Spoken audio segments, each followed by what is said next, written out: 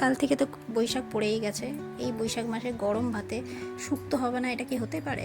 তার জন্য সবার প্রথমেই কড়াইতে সরিষার তেল নিয়ে প্রথমেই বড়িগুলোকে ভেজে তুলে রেখে দেবো।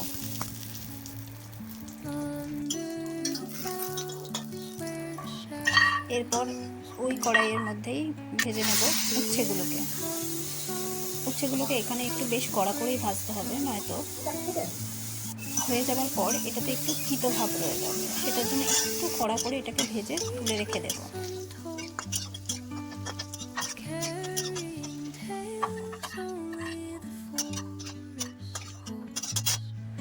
আবারও ওই কড়াইতে বেশ কিছুটা সরিষার তেল দিয়ে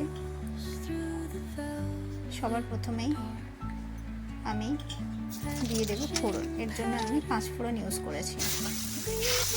এরপর এর মধ্যে দিয়ে দিয়েছি ডুমো করে কেটে রাখা বেগুনগুলোকে, সাথে দিয়ে দিয়েছি 3টি চেরা কাঁচা লঙ্কা। এটাকে হালকা নাড়াচাড়া করে এটার মধ্যে দিয়ে দেব কেটে রাখা আলুগুলোকে। আবারও এটাকে ভালোভাবে ভেজে নিয়ে এর মধ্যে দিয়ে দেব কাঁচকলা।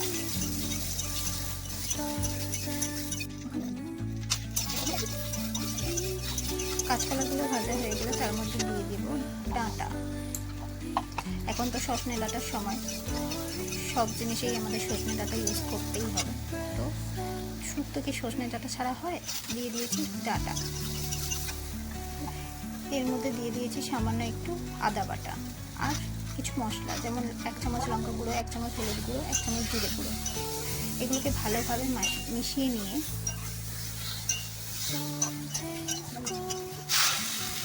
এর মধ্যে দিয়ে দিয়েছি কিছুটা জল। এটাকে এবার ঢাকা দিয়ে কিছুক্ষণ ফুটতে দেব।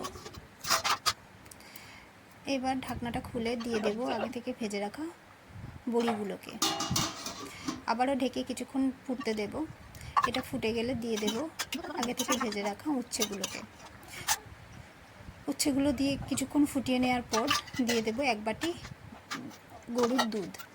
এখানে কাঁচা দুধই দিয়েছি।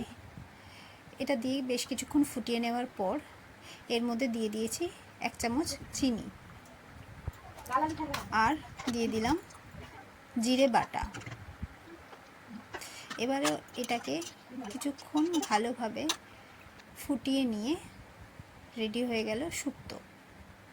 গরম ভাতের সাথে এটা দারুণ যায়, বিশেষ করে গরমের দিনে। একবার বানিয়ে দেখবেন কেমন লাগে।